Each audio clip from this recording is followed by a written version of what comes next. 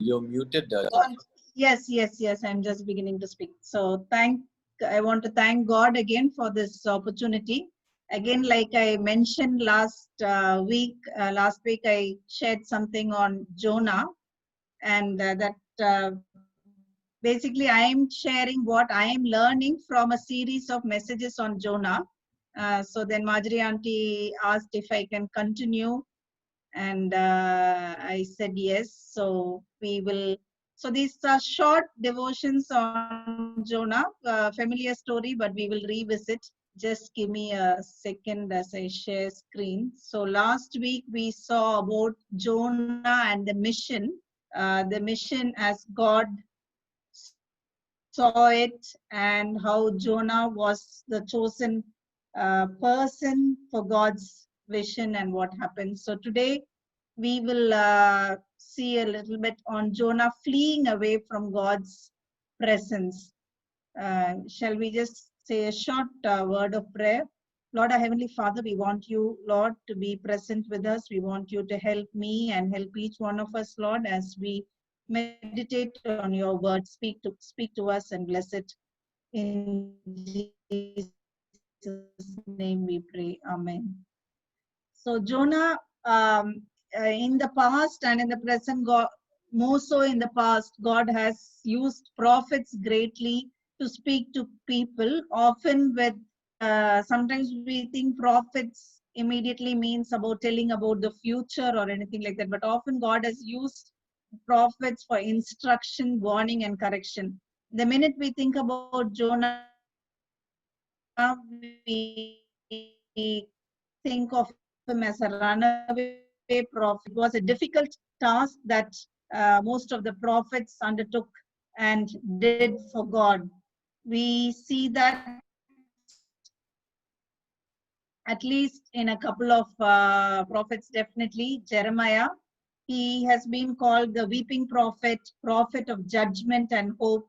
And if at all he had a way out of prophecy, he really would have also run away. We read that in many places in the Bible, especially I've just put a couple of verses from Jeremiah chapter 20.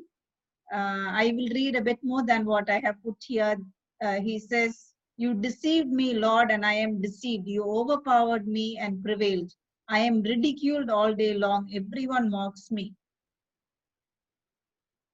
But in verse 8 onwards, he says, "But if I say I will not mention his word or speak any more in his name, his word is in my heart like a fire shut up in my bones. I am weary of holding it in. Indeed, I cannot." We see that actually, if we go on to read in the chapter, he even says, "Cursed be the day I was born. May the day my mother bore me not be blessed." And much more. For want of time, I am not reading. But then if you go on to read till verse 18, he is not really happily and joyfully doing it. But we also see how compelling he finds God's word in his heart that he can't hold it. Similarly, Amos in 3:8 he says, "The lion has roared, who will not fear? The sovereign Lord has spoken, who can but prophesy?" So that much compelling is God's word when it comes to his prophets, or maybe to any of us. If we are so sensitive to what God speaks to us, that clear and that compelling God's word is. And this was the word that came to Jonah: "Go and preach against Nineveh because of its wickedness."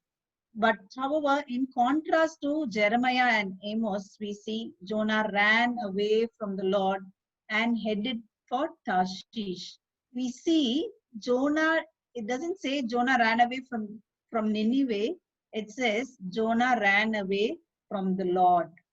So Jonah goes in the opposite direction. So we'll see uh, in three sections. The first is, what was Jonah's plan? I'm sure this is a common story. We all know where Nineveh is and where Tarshish is. And Jonah decides to go to take a long journey right in the opposite direction. So what was Jonah actually trying to do? Couldn't he have remained where he was and not done what God wanted him to do? Jonah actually was trying to run away from God's presence. Why do God chose the land of Israel as a place where he would be specially present? He somehow thought if he went away from Israel, maybe that word, compelling word of God, he might not feel.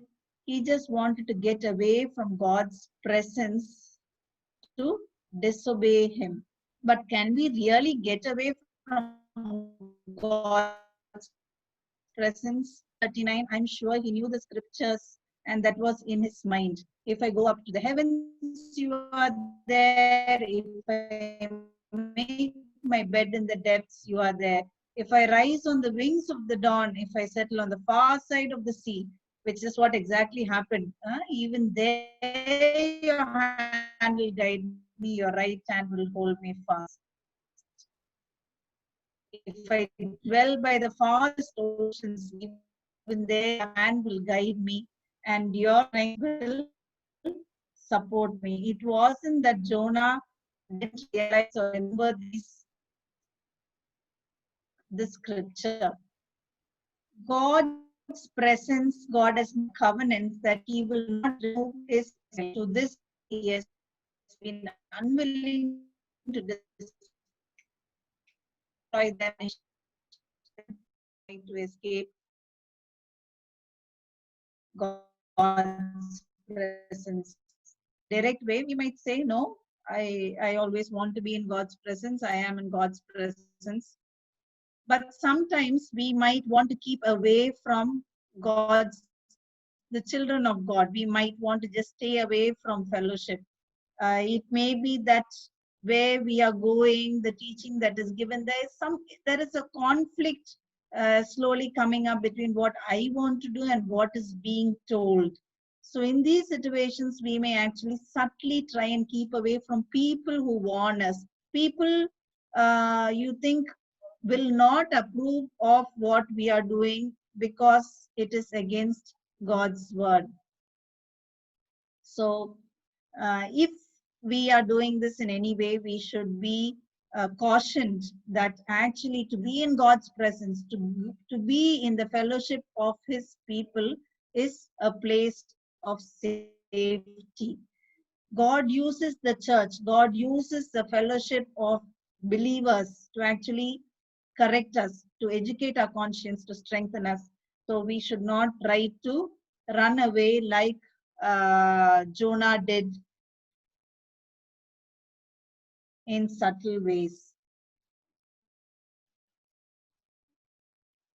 Why do you think Jonah was so averse to going to Nineveh? Was it fear? Was it that it was such a difficult task? Was it the prejudice? Nineveh was not a good city. Nineveh had done a lot of wicked things. They have been very arrogant. They have been very aggressive. So did all this make Jonah feel that they deserved what God was intending? What exactly was it? We see the answer for that in Jonah 4:2 when he prays to the Lord. This is towards the end. He's saying, isn't this what I said, Lord, when I was still at home? So we kind of understand why he actually didn't want to follow what God wanted him to say. That is why I tried to forestall by fleeing to Tarshish. I knew that you are gracious and compassionate God, slow to anger and abounding in love, a God who relents from sending calamity. He knew what God will do. He has seen God at work many times and he knows God's heart. So but he didn't want to obey for his own reasons and didn't obey God. And we can identify with this in some ways. We know, okay, if I do this, then the wicked will flourish. If I do this, I know God will forgive them. He will take newly account. So what is the point? There are times when we know God's will, we know God's wisdom, but we do not want to do that because it doesn't completely please us. It doesn't completely also behave. But this is what we need to remember. Mother of Jesus saying to the servant,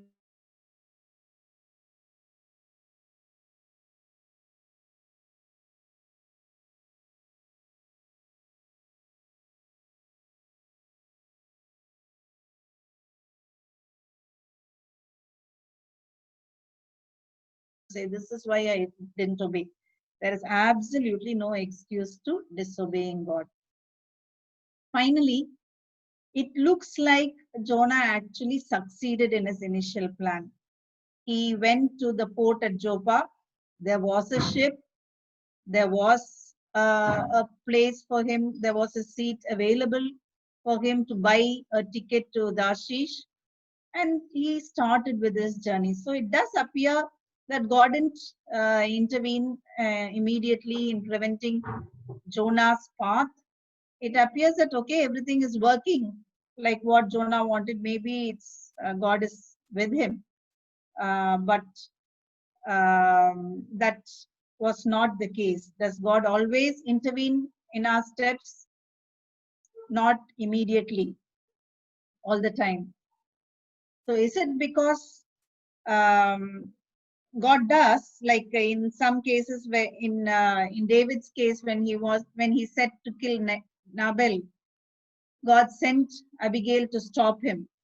But God does not always stop us at first point. It is not that because God is unable to stop us, He has done it in the past, but He does not always do that. Is God under any obligation to stop us? No.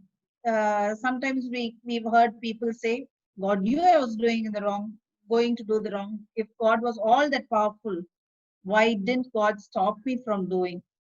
So God is under no obligation to stop us. God has given us the scriptures, God has spoken to us, God has given us a free will. So you and me cannot say, why didn't God stop me for intentionally or voluntarily disobeying God? It is not as if God does nothing to stop us. So Jonah was uncomfortable. When we looked at Jeremiah and Amos, when the word of God came, there was a compulsion within them to give the word that God gave them. And Jonah was troubled. He didn't want to do that. Jonah was troubled. He was uncomfortable. And so he actually tried running away from God. So God does make it hard for us to sin. God does make it hard for us to disobey Him. Our conscience tells us. Sometimes there are providential obstacles. People come on the way, situations actually come on the way from doing, but sometimes we voluntarily go ahead and do what we want to do. So it is time for we ourselves to stop if there is anything we are actually doing which is not pleasing in God's sight. Maybe we are still at Joppa. Maybe we've taken the ticket to Tarshish and the ship has not yet left the port.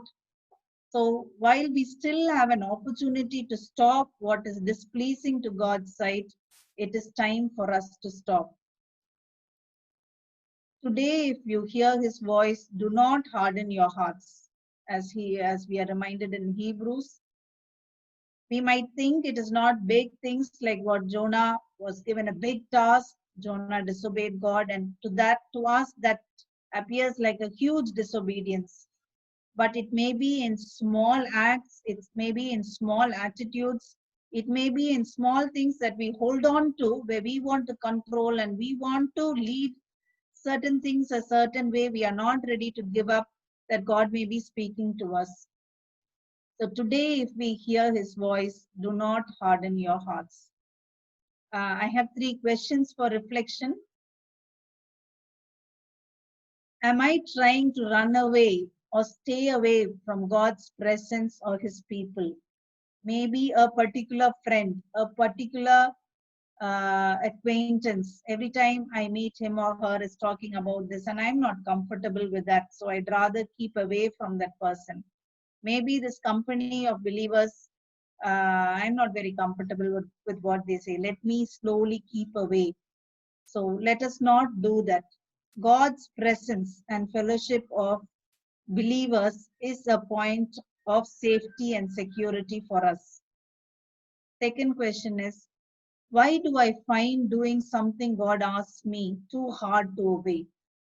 Jonah was holding on to something of his fears, his prejudice, or his difficulty that prevented him from doing what God wanted him to do. What is it that is holding me, or rather making it too hard for me to obey God? Are there things I just need to let go and lay it bare at God's feet? Finally, is God asking me to stop something in my life? No, there is always a point of return. For Jonah, it was well when he went into the sea. But are we still at the port? Are we considering buying a ticket? Is there something which very clearly I am being reminded again and again to stop, which is not in the path which God wants me to be? Then it is time for us to stop.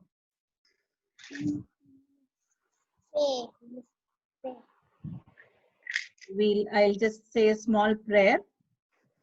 Father God, we thank you for your word. We thank you for you are always with us. By trying to run away from you, we are trying to do the impossible. Father, we thank you for reminding us to stay in your presence. Father, you're reminding us to obey you, however hard it is, or it is uncomfortable for us, Lord. And you're also reminding us to stop things which are not pleasing in your sight, or stop from going the path that we are going if it is in the direction opposite to yours. So I pray that you will please speak to us and lead us in your ways. In Jesus' most precious name we pray. Amen.